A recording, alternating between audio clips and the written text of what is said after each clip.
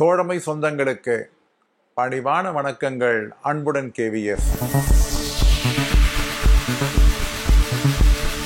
இந்திய அரசாங்கம் 2025ஆம் ஆண்டுக்கான பட்ஜெட் வெளியீட்டிலே அஞ்சல் துறையை பற்றி என்ன சொல்லி இருக்கிறது என்பதை பற்றி சற்று பார்ப்போமா? அரசாங்கம் தற்பொழுது இருக்கக்கூடிய அந்த அஞ்சலகங்களிலே கிராமப்புறங்களிலே மட்டும் 1.5 லட்சம் ரூரல் போஸ்ட் ஆபீஸை உருவாக்கி மக்களுக்கு எளிதில் அவர்களுடைய பார்வைக்கு வரக்கூடிய அளவிற்கு அவர்களுடைய செயல்பாட்டிற்கு உகந்ததாக செய்வதாக சொல்லப்பட்டிருக்கிறது. இந்த 1.5 லட்சம் ரூரல் போஸ்ட் ஆபீசஸ் என்பது இலாக்காவினுடைய பிஓவா, இலாக்காவினுடைய எஸ்ஓவா, அல்லது டாக் சேவாவா, அல்லது பிரான்சைஸ் அவுட்லெட்டா, அல்லது எந்த மாதிரியிலே இருக்க போகிறது என்பதை பற்றி எந்த தெளிவான விவரமும் இதிலே சொல்லப்படவில்லை.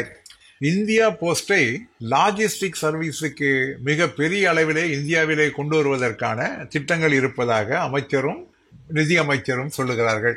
அதன் மூலமாக இந்திய அஞ்சல் துறையிலே எஃபிஷியன்சி என்பது வளர்ந்து போஸ்டல் சர்வீஸினுடைய வளர்ச்சி என்பது வீரியம் பெற்று பார்சல் டெலிவரி, இ-காமர்ஸ், லாஜிஸ்டிக் இவைகள் எல்லாம் பெரும் முன்னேற்றத்தினை அடையும் என்றும் அந்த பட்ஜெட் உரையிலே சொல்லப்பட்டிருக்கிறது.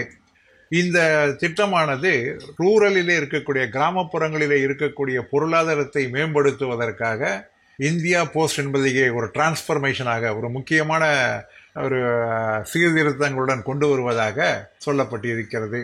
இந்த போஸ்டல் சர்வீஸ் என்பது கிராமப்புறத்திலே இருக்கக்கூடிய வணிகம் மற்றும் நிறுவனங்களுக்கு உதவக்கூடிய அளவிலே அமையும் என்றும் சொல்லப்பட்டிருக்கிறது. எந்த விதமான குறிப்பிட்ட திட்டங்களும் சொல்லப்படவில்லை. ஆனால் லாஜிஸ்டிக் நிறுவனம் என்பது மிக பெரிய அளவிலே அஞ்சல் துறைக்கு சப்போர்ட்டாக இருக்கும் என்று சொல்லியிருக்கின்றார்கள். அதனால் பார்சல் டெலிவரி என்பது உயரக்கூடிய வாய்ப்பு என்பது இருக்கிறது. இ-காமர்ஸ், லாஜிஸ்டிக் சொல்யூஷன் என்பது விரிவாக்கப்பட இருக்கிறது. பைனான்சியல் சர்வீஸ் என்பது கிராமப்புறங்களிலே அதிகமாக கொண்டு செல்லப்பட்டு அஞ்சலகம் என்பது ஒரு மல்டி ஃபங்க்ஷனல் சர்வீஸ் சென்டராக உருவாக்குவதற்காக பட்ஜெட்டிலே குறிப்பிட்டிருக்கிறது. இவைகள் எல்லாம் கேட்பதற்கு நன்றாக இருந்தாலும் கூட சாத்தியத்திலே எத்தனை முரண்கள் இருக்கிறது என்பதையும் நாம் அறிஞ்சிட வேண்டும். அதே நேரத்திலே நம்முடைய பட்ஜெட் முடிந்த பின்னால் நம்முடைய அமைச்சர், இலாக்காவினுடைய அமைச்சர் ஜோதிராதித்ய சிந்தியா அவர்கள் இன்டர்வியூ கொடுத்ததிலே மிக தெளிவாக சொல்லியிருக்கின்றார். TSR சுப்பிரமணியம் கமிட்டியானது அஞ்சல் துறையை 6 கூறுகளாக ஆக்கி கார்ப்பரேஷன் ஆக்க வேண்டும் என்று சொன்னதை TSR சுப்பிரமணியம் கமிட்டி என்கின்ற அந்த வாசகத்தை விட்டுவிட்டு 6 விதமான செயல்களை 6ம் தனித்தனியாக செய்கின்றோம் என்று மினிஸ்டர் வாக்குமூலம் கொடுத்திருக்கின்றார். நன்றாக கவனிக்க வேண்டும். ஆக கார்ப்பரேஷனாக இவைகளெல்லாம் உருமாறப் போவது என்பது மிக விரைவிலே வரக்கூடிய ஆபத்தினை நமக்கு உணர்த்துகின்றது. 10 மடங்கு இன்று இருக்கக்கூடிய பார்சல் லாஜிஸ்டிக்கினுடைய வியாபாரத்தை பெருக்குவோம் என்று அமைச்சர் சொன்னதற்கு பத்திரிகை நிருபர்கள் கேட்ட கேள்விக்கு அவர் பதிலளிக்காமல் அப்படியே நகர்ந்து சென்று விட்டார். அதற்கான பதில் அவர் கொடுக்கவில்லை. 10 வருடங்களிலே லாஜிஸ்டிக்கிலே அவ்வளவு ஒரு பெரிய மாற்றம் வரும் என்றால் நாம் வாழ்த்துகின்றோம், வரவேற்கின்றோம்.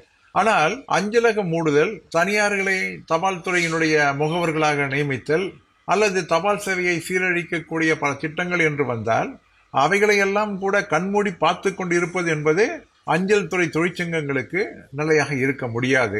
TSR சுப்பிரமணியம் கமிட்டியினுடைய பரிந்துரையை அமுல்படுத்துவதற்காகத்தான் இன்று மெக்கன்சி நிறுவனம் அமைக்கப்பட்டு இருக்கிறதா என்றால் அதையும் கண்டிப்பாக நாம் உன்னிப்பாக கவனித்திட வேண்டும்.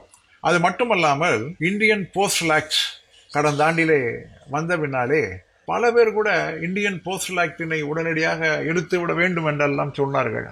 பழைய போஸ்டல் ஆக்டையும் இதையும் நாம் ரெண்டையும் ஒன்றாக சேர்த்து பார்த்தால் பெரிய அளவிற்கு மாற்றங்கள் என்பது இருக்காது. ஆனால் ஒன்றே ஒன்று என்னவென்றால் கூரியர்களும் நாம் அவருடன் காம்பீட் செய்யக்கூடிய அளவிற்கு இந்த பிரிவானது விரிவுபடுத்தப்பட்டு இருக்கிறது. அது முன்னல் நடைமுறையிலே இல்லை, சட்டமாக கொண்டு வரப்பட்டிருக்கிறது. இதை தவிர மிக மோசமான ஒன்று ஷெட்யூல் 4 இருக்கிறது. நாளைக்கு அஞ்சல் துறையை எந்த முறையில் மாற்றம் செய்ய வேண்டும் என்றாலும் அரசினுடைய சம்மதம் தேவையில்லை. இலாக்காவினுடைய டைரக்டர் ஜெனரல் முடிவெடுக்கலாம் என்று இந்த முடிவுகளை, அதாவது புதிய சேவைகள் துவக்குவதற்கோ அல்லது புதிய வணிக நடவடிக்கை மேற்கொள்வதற்கோ அரசாங்கத்தினுடைய கட்டுப்பாடு அல்லது அது தேவை என்பது இல்லை. அதற்கு மாறாக டிஜி இலாக்காவினுடைய முதல்வரே அதற்கான முடிவுகளை எடுக்கலாம் என்று போஸ்டல் ஆக்டிலே மிக மோசமான சரத்து கொண்டு வரப்பட்டிருக்கிறது. நாளை டிஜி நினைத்தால் அஞ்சல் துறையை கார்ப்பரேஷன் ஆக்கினாலும் ஆக்கிடலாம். ஏனென்றால் போஸ்டல் ஆக்டிலே அதற்கான அதிகாரம் அவருக்கு தரப்பட்டிருக்கிறது. இது போன்று நெளிவு சுழிவு இருக்கக்கூடிய அந்த தகவல்களை எல்லாம் சரியாக திரட்டி இதை சரியான முறையிலே தற்பொழுது எதிர்கொண்டால்தான் அஞ்சல் துறை அரசு துறையாக நீண்ட நாட்களுக்கு நீடிக்க முடியும். இல்லை என்றால் பிஎஸ்என்எல்ஐ போன்று ஒரு கார்பரேஷனாக அல்லது 6 கார்பரேஷனாக தனித்தனி கூறுகளாக ஆக்கி அஞ்சல் துறை நாசம் ஏற்படக்கூடிய வேலைகளிலே இறங்கும் என்பது என்னுடைய ஆழமான கருத்து. என்னுடைய கருத்தை நீங்கள் ஏற்றுக்கொள்ள வேண்டும் என்கின்ற கட்டாயம் இல்லை. ஆனால் சீர்தூக்கி பாருங்கள். அமைச்சருடைய அந்த இன்டர்வியூவை மீண்டும் ஒரு முறை பாருங்கள். 10 ஆண்டுகளிலே உங்களுக்கு வருவாய் 10 மடங்கு பெறுமா என்று கேள்விக்கு எப்படி அவர் ஸ்கிப் செய்து நடுகின்றார் என்பதையும் நீங்கள் தயவு செய்து பாருங்கள். நிச்சயமாக உங்களுக்கு தெரியும். அது ஒரு இன்ஃபர்மேட்டிவான பேட்டி அல்ல. அதற்கு மாறாக அஞ்சல் துறைக்கு எப்படி மாற்றங்களை கார்ப்பரேட் மயமாக்கப் போகிறோம் என்பதற்கான ஒரு முதல் உரைதான் அது என்பதை நாம் புரிந்து கொள்ள வேண்டும். கண்டிப்பாக நீங்கள் புரிந்து கொள்வீர்கள் என்று நம்புகிறேன். மீண்டும் சந்திப்போம். அன்புடன் KVS.